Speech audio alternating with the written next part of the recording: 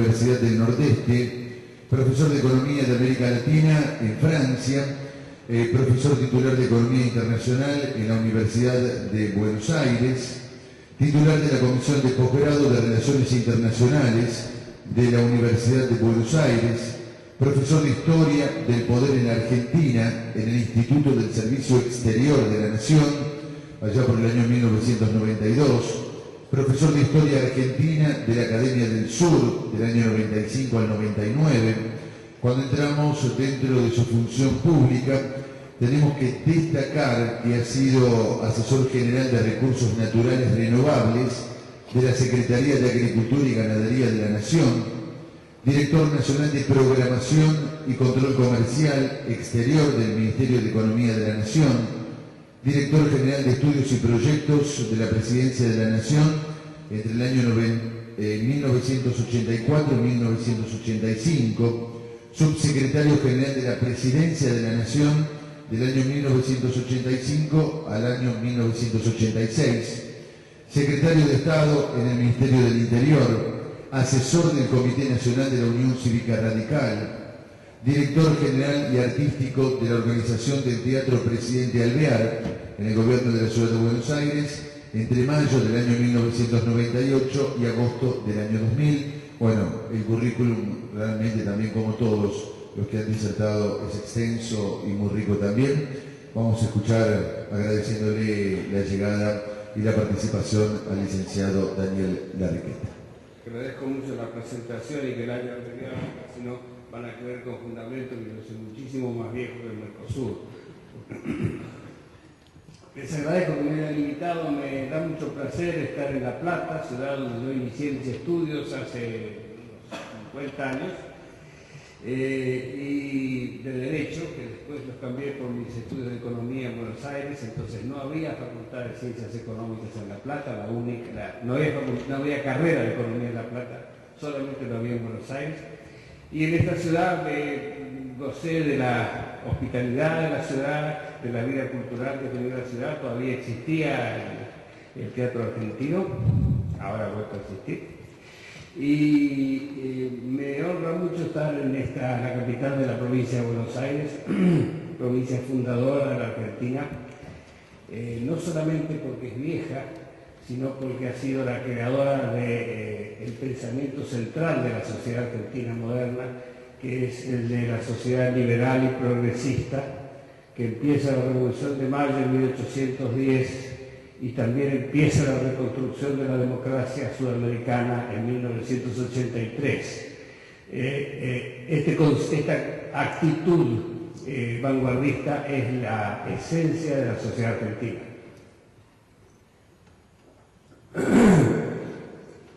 Cuando era secretario de Producción para la Defensa, durante el gobierno del presidente Alfonsín, tenía la práctica el presidente de destinarme 1 hora por semana fija para analizar los problemas de la cartera.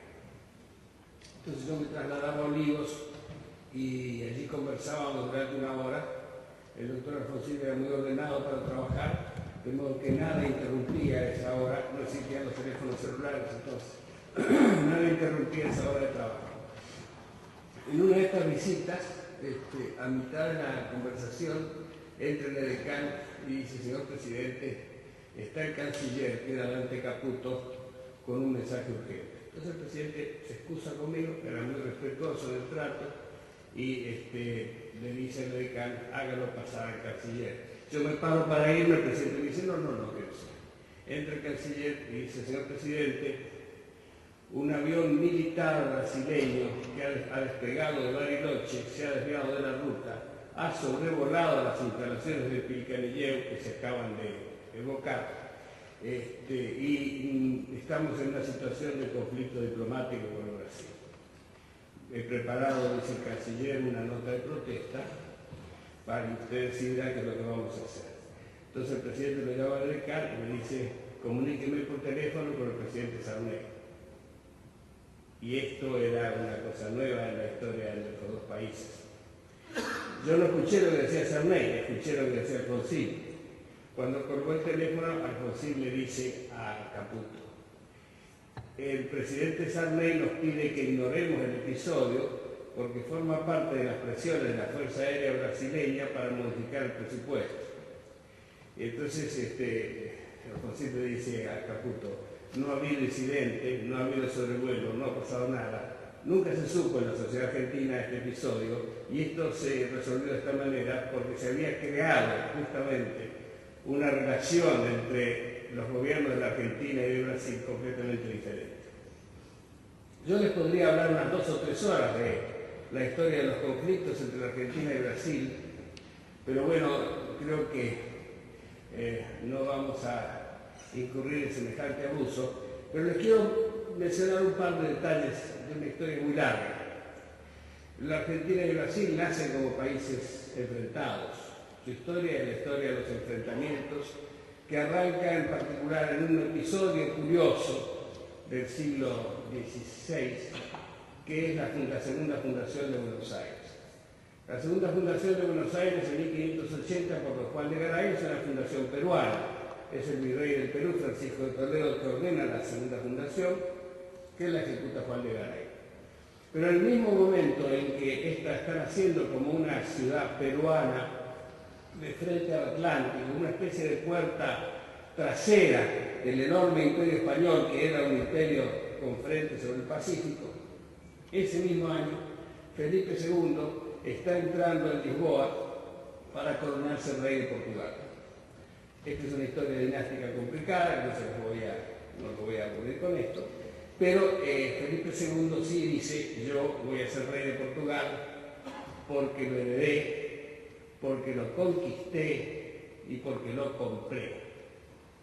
Palabras de Felipe II. ¿Por qué lo compró?